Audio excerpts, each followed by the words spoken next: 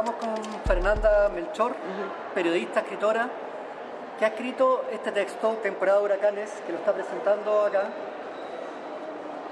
Para mí, después de leerlo, me resulta como un huracán de imágenes. Y respecto a eso quería preguntarte, ¿por qué piensas tú, a propósito de género literario, que este libro correspondería a lo que es un rancho drama? Ah, sí, alguna vez me preguntaron. No sé, pues, ¿sabes? Es que un día estaba como leyendo la novela, corrigiéndola en este proceso, ¿no? Y yo siempre he tenido como el interés por hablar de lugares que no sean como lo mismo de siempre la literatura mexicana, que es hablar de la Ciudad de México. Pues yo vengo de un lugar que se llama Veracruz, es un puerto, está en la costa del Golfo de México. Y la verdad es que no es un sitio como literario, o sea, es decir, no es un sitio donde la literatura tenga un lugar importante, a la gente no le importa, a la gente no lee, no han salido muchos escritores de ahí, algunos pocos, pienso en Juan Vicente Melo, o en Sergio Galindo, o en un poeta decimonónico, Salvador Díaz Mirón, pero en general no es un sitio, ¿no?, que sea considerado como muy literario, pero bueno, es donde yo nací, entonces me gusta hablar de estos lugares. Y con Temporada lo que sucedió fue que yo tengo una primera novela que se llama Falsa Liebre, y que sucede más bien en el puerto de Veracruz, de donde yo soy, pero con Temporada de Huracanes el centro se mueve más bien hacia la zona rural, ¿no? A un pequeño pueblo imaginario en la zona cañera de Veracruz. Y bueno, en México decimos un rancho, ¿no? Decimos un rancho es un pequeño pobladito, ¿no? A veces una casita en medio de la campiña, ¿no? De una ranchería. Y yo pensaba que justamente cuando pensaba un poco bromeando acerca de la tradición y todo, pues yo decía, este es un rancho drama, ¿no? O sea, es un drama que ocurre en un lugar que a nadie le importa, ¿no? Es un lugar que mucha gente no conoce o que no le interesa conocer, y un poco la manera de... Por ejemplo, pienso que El lugar sin límites de Donoso es un rancho drama, ¿no? Es un drama que ocurre en este pequeño poblado, fundo, ¿no? De viñedos ahí perdido en la nada, donde ni siquiera ya hay electricidad. Macondo es un rancho drama, o sea, El Cien años de soledad puede ser un rancho drama, muchas de las novelas de Faulkner son rancho dramas también, ¿no? Entonces, se trata un poco como de encontrar un interés humano y literario en lugares que a lo mejor no son las grandes urbes de las que estamos acostumbrados a hablar en la literatura latinoamericana, ¿no? También es un poco oponerse a esta corriente, ¿no? De la gran novela, de la novela total, de la novela de Carlos Fuentes, por ejemplo, que busca reflejar cada una de las caras de la sociedad de la Ciudad de México, o como podrían ser, no sé, pienso en otros escritores que también se han dedicado a hablar de Buenos Aires, de Santiago, ¿no? Un poco salir de esa corriente, ¿no? Y dedicarnos a contar historias que pueden ocurrir en cualquier parte, ¿no? En lugares pequeños, en lugares no visitados, en lugares insignificantes. Respecto de Veracruz, tú eres periodista. ¿Qué es para ti ser periodista en Veracruz? Sí, bueno, hay tanta muerte, bueno, todo México, pero en Veracruz particularmente. Sí, en los últimos 8 años han sido asesinados 23 periodistas y desaparecidos 5 en el estado de Veracruz. Yo te voy a ser sincera, yo me formé como periodista, pero yo nunca he sido reportera, o sea, yo nunca trabajé para un medio más que como editora. Entonces, en ese sentido, la experiencia que yo tengo como periodista siempre fue una experiencia de freelance, de hacer periodismo y de investigar para hacer crónicas por mi simple curiosidad, con mis propios medios, sin ningún apoyo institucional. Entonces, difícilmente mi situación es similar a la de otros periodistas, ¿no? Que trabajan para un medio, que tienen como responsabilidades y compromisos con determinados medios. En mi caso, yo más bien fui una escritora que conocía las armas del periodismo para escribir historias verdaderas, ¿no? Pero bueno, sí te puedo decir que la situación en Veracruz es terrible, ¿no? Sobre todo porque gran parte de los periodistas, de los colegas asesinados y desaparecidos, fueron asesinados y desaparecidos por órdenes del Estado, ¿no? Y esto puede parecer muy temerario decirlo, pero en realidad no lo es. En realidad es una realidad, es algo que se sabe en Veracruz a voces, ¿no? pero que no han sido probados y que desgraciadamente nuestro sistema penal mexicano no nos ayuda a resolver esta situación. Ahora, por ejemplo, una persona, Arturo Bermúdez, por ejemplo, un mando policíaco que fue arrestado por una serie de desapariciones ocurridas en el gobierno de Javier Duarte, que fue la anterior gobernatura. Sí, del PRI, por supuesto. Acaba de ser liberado, o va a ser liberado dentro de poco, cuando se le está acusando de haber desaparecido a más de 500 personas. Entonces, ¿de qué sirve, no, que políticamente se meta a la cárcel a unas personas si lo que persiste es esta sensación de impunidad? En Veracruz pasa mucho que la comisión para la defensa de los periodistas que se hizo desde el gobierno fue una simulación, encargada al mando de gente que no sabía la situación de los periodistas, que no los ayudó en mucho, que no se defendió. Entonces es realmente grave cuando se vive en un país donde hay una muy difusa línea que separa el Estado del crimen organizado. Entonces, si ni siquiera podemos tener un periodismo que nos ayude a distinguir, ¿no?, a deslindar, a conocer los nombres y fingir responsabilidades como muy específicas, cuando no podemos tener un periodismo de este tipo, pues la gente está todavía más vulnerable. De alguna manera esto es como Ayotzinapa, y también se ve esta relación entre el Estado y las personas que están haciendo... Sí, hay una situación como muy semejante, en el sentido que en México hay una gran cantidad de personas que desaparecieron durante lo que se llamó la guerra contra el narcotráfico de Calderón, que te gusta, entre el 2009... se agudizó mucho más en 2011, 2012 y más o menos empezó a caer un poco, pero no tanto con el gobierno ya de Peña Nieto, ¿no? Pero hay un montón de gente que está, en este momento hay madres, grupos de mujeres, de padres, de gente de la sociedad civil que está capacitándose con personas de la zona de Guerrero, porque ellos también han sufrido desapariciones terribles, con padres de los chicos de Ayotzinapa, que se están capacitando en técnicas de descubrir fosas comunes, fosas clandestinas.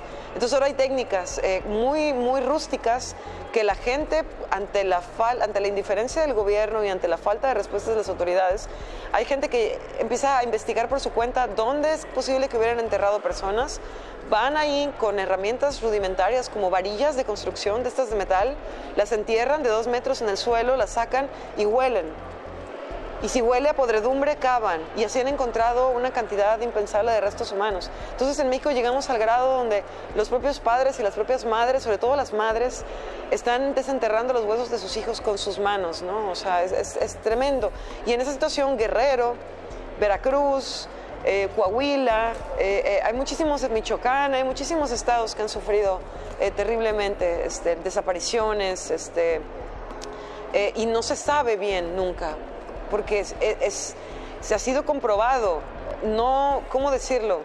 Uno siempre tiene temor en México de decir estas cosas, ¿sabes? Porque pues en una de esas te van a decir, a ver, yo como político te demando y tú pruébalo, ¿no? Pero todos sabemos que muchas de las personas que desaparecieron fueron levantadas por policías, por agentes que se supone que eran de la ley, que trabajaban bien para el narco o bien tenían sus propios intereses y que propiciaron la desaparición de esas personas. Entonces en México el gran problema es como esta línea borrosa, no identificable, de dónde empieza el Estado y dónde empieza el crimen organizado.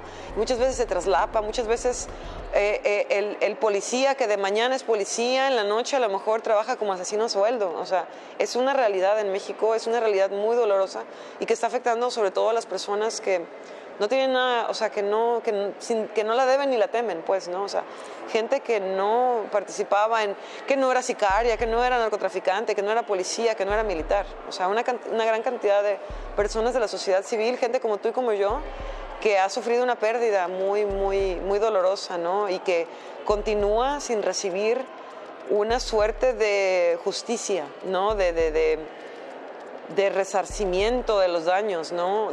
Incluso de reconocimiento, ¿no? La actitud muy común en México es que a ti te pasa algo, a un hijo tuyo le pasa algo y lo primero que se dice es, pues, ¿en qué andaba metido? seguro algo habrá hecho. O sea, siempre es como esa duda que empaña la reputación de las personas, ¿no? Cuando se sabe que en la guerra contra el narco han muerto mujeres, niños de brazos, jóvenes, una cantidad de jóvenes ridícula, padres de familia, abuelos. La culpa la tienen las víctimas. Exactamente, sí, casi siempre en México la culpa, pero es una actitud que la misma sociedad civil hemos incorporado. Siempre es de, bueno, no, ya no te juntes con esa familia porque no sabes lo que fue, ¿no? O sea, como la familia queda aislada, ¿no? La familia, entonces por eso ahorita lo importante es que están existiendo grupos y colectivos de personas que se unen para buscar a sus familiares y que arropados con su propia desgracia y sus historias, están encontrando la fuerza para hacer esto. La fuerza y la voluntad que el gobierno, por supuesto, no tiene. ¿Cómo ha sido este paso con el presidente López Obrador? ¿En algún momento tú criticaste su política de seguridad? Sí. ¿Para ti el Estado no está respondiendo a lo que está haciendo la ciudadanía por otra parte para poder...? Sí, sabes, yo creo que también Andrés Manuel López Obrador tiene como una tarea muy difícil porque hay muchísimas expectativas que ha generado y el hombre apenas ni siquiera lleva un mes en el gobierno, ¿no? Y eso está siendo uno de los gobiernos más vigilados y como más fiscalizados por la sociedad, lo cual me parece excelente. O sea, ojalá hubiéramos hecho lo mismo con todos los gobernantes del PRI y del PAN, ¿ves? O sea, estar al pendiente de lo que se dice, de lo que se discute, tratando de generar ahí una dinámica. El problema en México es que somos como muy pasivos como ciudadanos, entonces yo no sé de dónde venga, hay gente que bromea y dice que esto viene de los aztecas, cuando teníamos al gran Tlatuani, ¿no? Que estaba ahí, era este gobernante, casi un semidios, que iba a resolver todos los problemas, ¿no? Entonces, lo cierto es que en México hay un autoritarismo como que viene de muy atrás y que es muy fuerte. Y que mucha gente sigue pensando que un solo hombre puede cambiar todo un país, que la voluntad de un solo hombre puede cambiar todo un país, ¿no? Y es una idea que nos ha costado mucho a los mexicanos deshacernos de ella, ¿no? Y empezar a pensar que, pues, sí, un gobierno tal vez lo dirige una persona, pero un Estado lo dirigen más personas y además todos tenemos como una responsabilidad, ¿no? Pasar de la gobernabilidad a la gobernanza, incluir a la ciudadanía. Pero bueno, lo que pasa es que en México tenemos esta historia de que estuvimos gobernados más de 80 años por un solo partido político. Entonces, bueno, lo que decía Vargas Llosa, ¿quién era el que decía la dicta blanda? La dictadura perfecta, decía Vargas Llosa, ¿no? Y había alguien que llamaba la dictadura del PRI que la dicta blanda, porque pues no era el modelo rígido de una dictadura tradicional, como la de Fidel Castro, por ejemplo, sino algo más simulado, ¿no? Había supuestamente transición y cambio en el gobierno, cuando en realidad no lo había. Pero... por ejemplo, el gobierno como una dicta blanda, él decía que era una por ejemplo, bueno, también de ese tipo, ¿no? Y además, bueno, asociado como a la incorporación de los modelos neoliberales también, ¿no? O sea, como esto es por el bien de todos, ¿no? Estamos haciendo esto por el bien de todos y en realidad de democrático tenía muy poco este tipo de gobiernos, ¿no? Y la cosa es que estamos mal acostumbrados los mexicanos, ¿no? A pensar en términos de bien común, a pensar en términos de discusión, de negociación, de conciliación. Y la llegada de López Obrador ha polarizado muchísimo, ¿no? A los ciudadanos entre pues los que aceptan a López Obrador, los que votaron por un cambio que fue histórico. O sea, en México no había habido una votación tan grande, creo que desde nunca, ¿no? Y mucho menos en los últimos 20 años la participación ciudadana ha ido descendiendo y ahora subió muchísimo después del gobierno de Peña Nieto, que realmente fue una cosa terrible, llena de ignominias y de acusaciones de corrupción que ya rayaban en lo absurdo, ¿no? Entonces la gente con el hartazgo pues votó por López Obrador. Y luego también hay un grupo muy fuerte de personas que no están de acuerdo con las políticas de López Obrador, ¿no? Que están de acuerdo con seguir implementando una economía de corte neoliberal, abiertas a las reformas energéticas, es decir, o sea, continuar con lo que los gobiernos, tanto priistas como panistas, han venido haciendo en los últimos 20 años, ¿no? Y sí, la verdad es que la discusión es como muy ardua y a veces se vuelve muy ríspida por momentos, ¿no? Y yo en lo personal, no sé, en México hay toda una tradición del intelectual, de que el escritor debe ser un intelectual y que debe poder opinar de todo, ¿no? Yo en lo personal considero que mi opinión vale como la de cualquier ciudadano. Y en especial yo quedé muy decepcionada de las últimas elecciones, cuando ganó Enrique Peña Nieto. Yo todavía voté por López Obrador en ese entonces, y 6 años antes, cuando ganó Felipe Calderón, yo voté también por Andrés Manuel López Obrador, ¿no? Y en estas elecciones sí fue un poco como... Es decir, yo estaba ya muy desencantada y el acto mismo de votar me costó muchísimo trabajo, o sea, fue algo que físicamente yo me sentía asqueada de realizar y no es algo que me enorgullezca, ¿no? Porque decir no voto o no quiero votar no es nunca algo que sea encomiable, ¿no? O sea, al contrario, pero también hay un hartazgo muy grande, había un hartazgo muy grande entre una capa muy grande de la población, ¿no? Pienso, por ejemplo, en países como en Perú, donde es uno tiene que votar o le dan una multa, por ejemplo. Aquí en Chile no sé si pasa. También pasa, ¿no? Te multan. En México no. En México el voto es obligatorio. Es obligatorio y ahora está la idea de que multa. Bueno, en México es obligatorio, pero no hay ninguna penalización si no votas, ¿no? Entonces, bueno, tiene un tiempo, hace mucho tiempo se maneja el voto nulo o la utilidad del voto en blanco, en fin.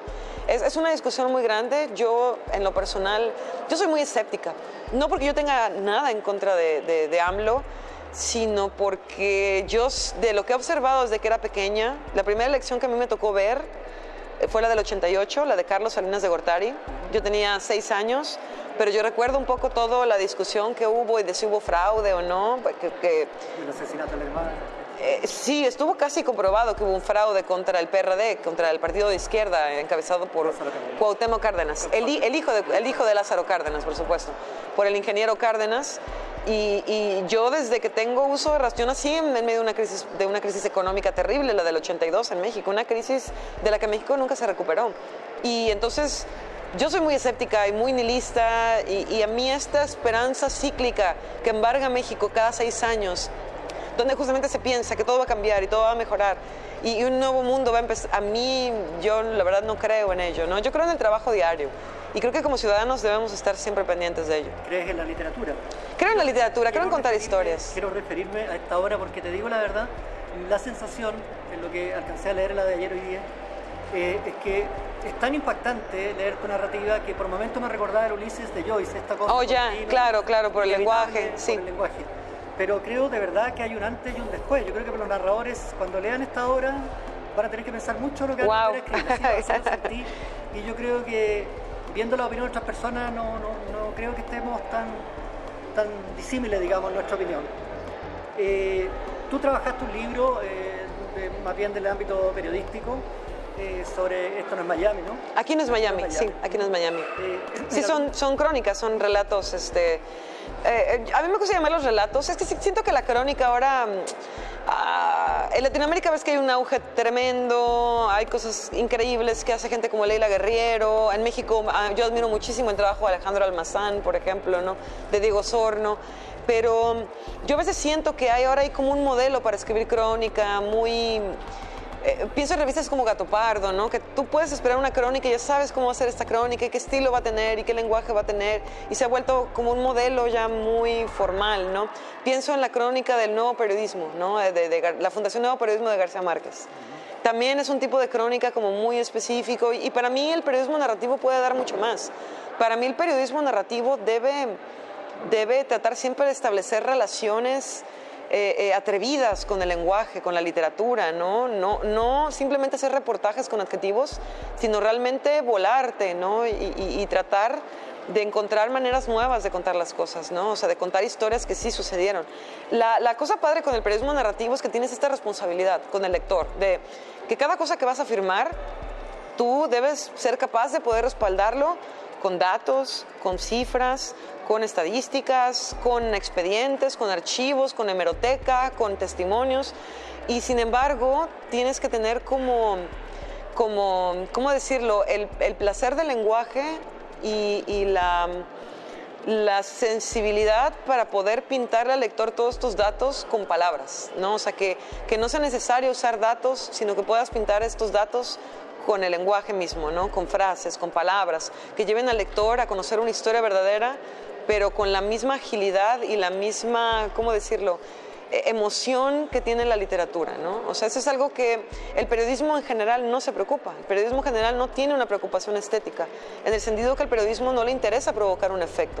Si acaso el único efecto que le interesa es rendirle cuentas al poder, o tal vez la indignación, porque es un sentimiento al que el periodismo recurre mucho. Leemos cosas y nos indigna, ¿no? Leemos cosas y nos enoja. O leemos cosas y decimos, claro, fulano es el culpable, ¿no? Este tipo, este político, esta diputada, esta jueza, ¿no? O sea, deslindamos responsabilidades. Pero la crónica lo que hace es, produce otras emociones, ¿no? O sea, puede producir espanto, miedo, indignación, por supuesto, pero también ternura o no sé. Yo creo que hoy en día, por ejemplo, en México, donde la violencia es tanta, y pasan estas cosas que te digo, como de madres desenterrando los huesos de sus hijos con sus manos, o sea, literal, ¿no?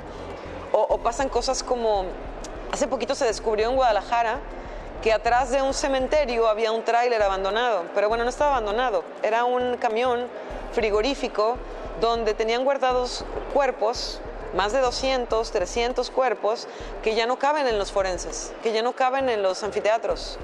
Entonces, el gobierno debe de comprar o rentar estos trailers para guardar los cuerpos de la gente que no puede ser identificada porque la cantidad de personas muertas rebasa la capacidad de actuación de las instancias que se encargan de llevarlos, ¿no?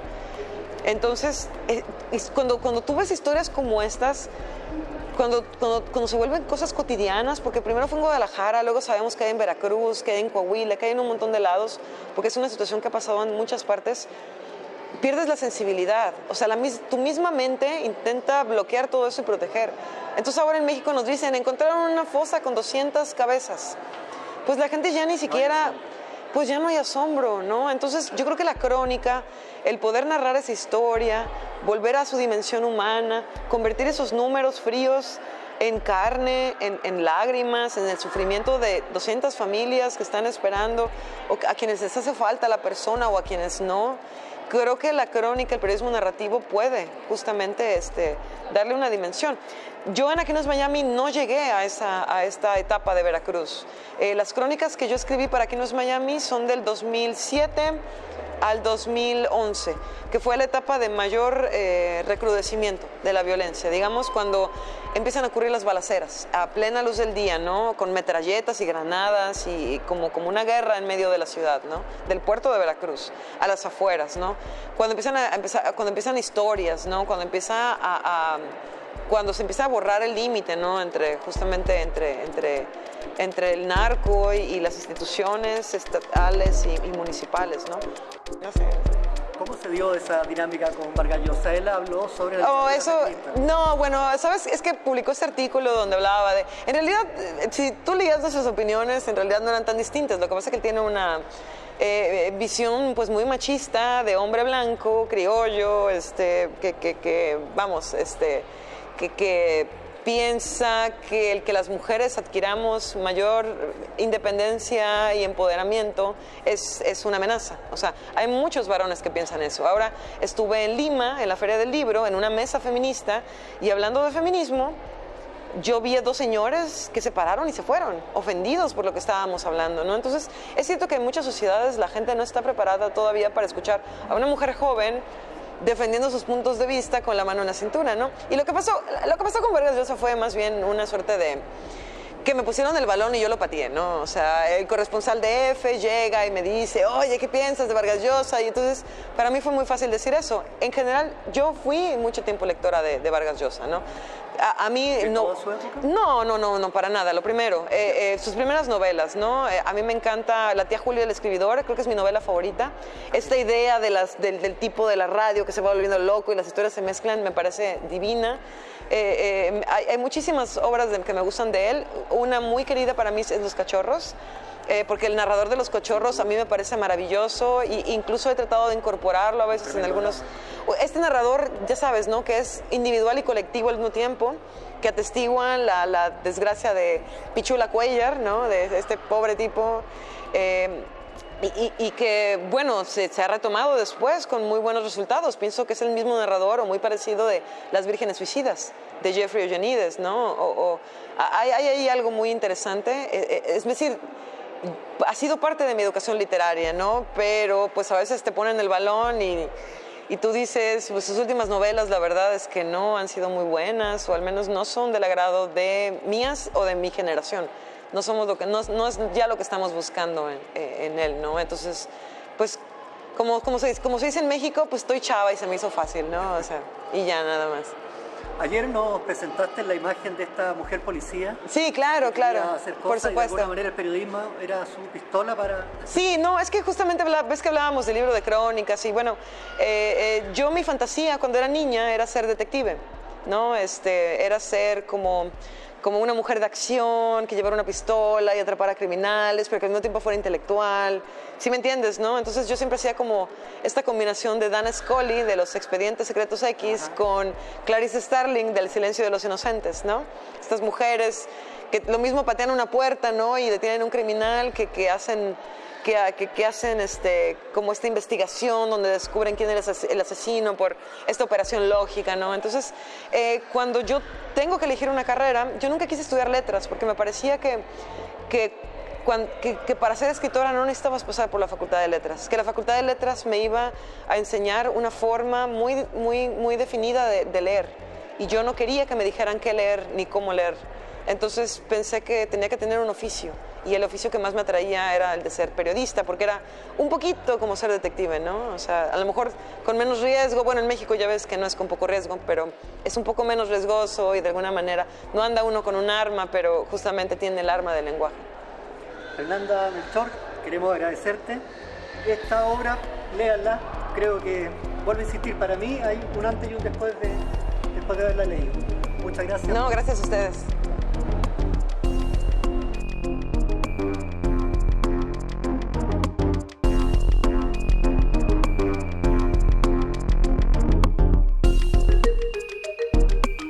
Urbe Salvaje, el otro periodismo. www.urbesalvaje.com